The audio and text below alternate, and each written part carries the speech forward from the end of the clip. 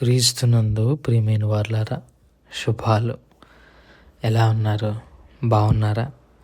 నిన్నటి దినము ఎలా గడిచింది? ప్రభువుకు మహిమకరంగా జీవించారా? జీవించినట్లయితే ఆయనకు స్తుతులు.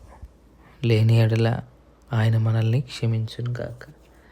నేటి దిన ధ్యానాంశము మార్కు సువార్త 10వ అధ్యాయము 32 నుంచి 34 వచనాలు.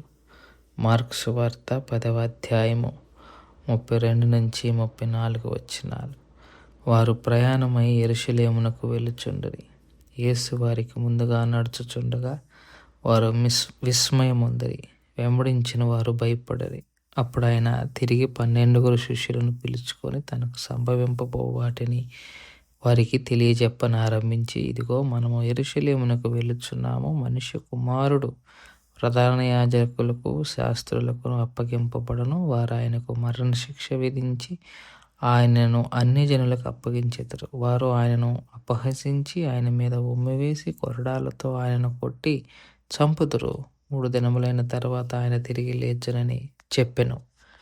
దేవుని వాక్యాన్ని మన వెనికిల్లో దీవించి ఆశీర్వదించునుగాక.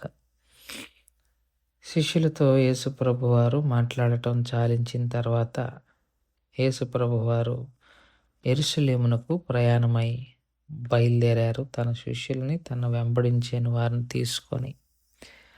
వారికి యేసుప్రభు వారికి కొంత దూరం ఉంది. యేసుప్రభు వారు చాలా దూరంలో ఉన్నారు. ముందు నడుస్తూ వెనక శిష్యులు, తర్వాత వెంబడించే మరి కొంతమంది ఆయన్ని కాస్త దూరం నుండి ఆయన్ని వెంబడిస్తూ ఉన్నారు. శిష్యులేమో విస్మయం పొందారు, ఆశ్చర్యంలో ఉన్నారు. ఆయన వెంబడించేవారేమో భయపడిపోతున్నారు. ఎందుకంటే ఈయన బోధనలలో, ఈయన ఆలోచనలో, ఈయన వ్యవహార శైలి మిక్కిలి భయాన్ని కల్పించేదిగా ఉంది. ఎందుకంటే దేవుని సన్నిధి ఎక్కడుంటే అక్కడ భయం ఉండాల్సిందే. సో వారికి భయం, శిష్యులకేమో విస్మయం.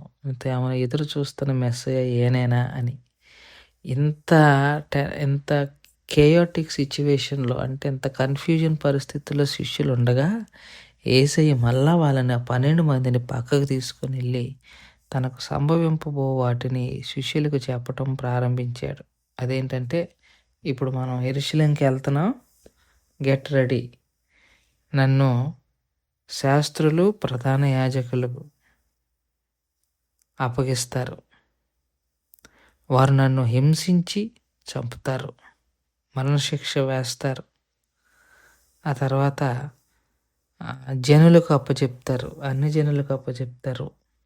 అన్ని జనులు నా మీద ఉమ్మి వేసి కొరడాలతో కొట్టి చంపుతారు. నేను మళ్ళీ 3వ దినాన్ని తిరిగి లేస్తాను. ఈ విషయాలను యేసుప్రభు వారు శిష్యులకి చెప్పటం ప్రారంభించారు. చెప్పాలి కూడా. ఎందుకంటే రేపొద్దున భూదిగంతములంతటికి వారే ఆయనకు సాక్షులుగా ఉండబోతున్నారు. ఆయన సాక్షులను, ఆయన విశ్వాసులను, ఆయన సంఘాన్ని ఆయన కట్టుకుంటున్నారు. మరణశిక్షకు చేరువ అవుతున్నా కూడా తన కర్తవ్యాన్ని ఆయన మర్చిపోలేదు. ఏంటిదా కర్తవ్యం అంటే, తను వెళ్ళిపోయిన తర్వాత సువార్త బరువు బాధ్యతలను తీసుకోవలసిన వారికి ఆయన నేర్పాల్సిన విషయాలు నేర్పాలి. ఇప్పుడు తన గురించి చెప్తున్నారు. అంటే సీక్వెన్స్ ఆఫ్ హిస్ డెత్, ఆయన మరణం యొక్క క్రమబద్ధరేఖమైన విషయాలను ఆయన చెప్తున్నాడు. 1, ప్రధాన యాజకులకు, శాస్త్రులకు నన్ను అప్పచెప్తారు. వారు నన్ను కొట్టి చంపుతారు, మరణశిక్ష విధిస్తారు. అంటే మరణశిక్ష విధించమని తీర్పు తీస్తారు.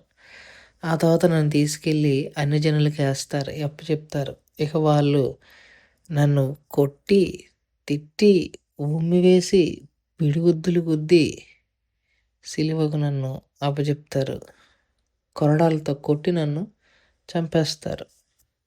అయితే ఏం పర్వాలేదు, దేవుడు నన్ను 3వ దినాన లేపుతాడని వారికి ఒక అష్యూరెన్స్.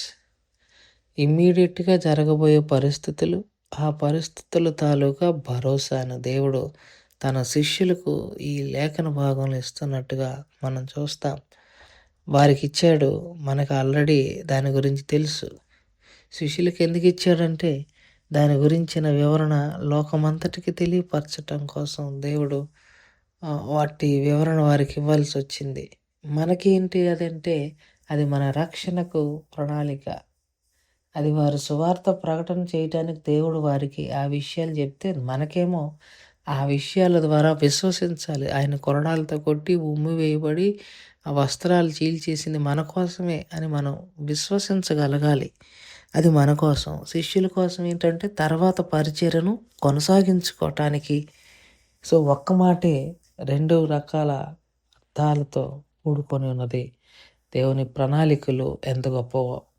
దేవుడి మాటను దీవించును గాక. ప్రార్థన చేసుకుందాం. మమ్మల్ని మిక్కిలిగా ప్రేమించిన మా ప్రియ పరలోకపు తండ్రి, మీ పాదాలకు స్తోత్రాలు. చెప్పబడిన వాక్యాన్ని బట్టి మీకు స్తోత్రాలు. విన్న వాక్యం మా హృదయంలో భద్రపరచుకొని వాక్యానుసారంగా జీవించగలిగిన కృపను దయచేయమని యేసు నామములో అడిగి వేడుకుంటున్నాం తండ్రి. ఆమెన్. God bless you.